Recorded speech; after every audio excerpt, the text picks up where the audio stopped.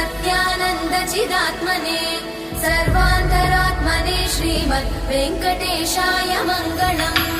स्वतः सर्वविदे सर्वशक्तये सर्वशेषिने सुलभाय सुशीलाय वेङ्कटेशाय मङ्गलम्। परस्मै ब्रह्मणे पूर्णकामाय परमात्मने प्रयुञ्जे परतत्त्वाय वेङ्कटेशाय मङ्गलम्।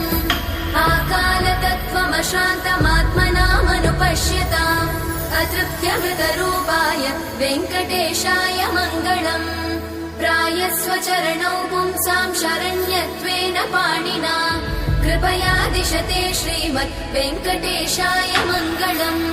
दयामृततरङ्गिण्यास्तरङ्गैरिव शीतलै अपाङ्गैः सिञ्चते विश्वम् वेङ्कटेशाय मङ्गलम्। स्रग्भूषाम्बर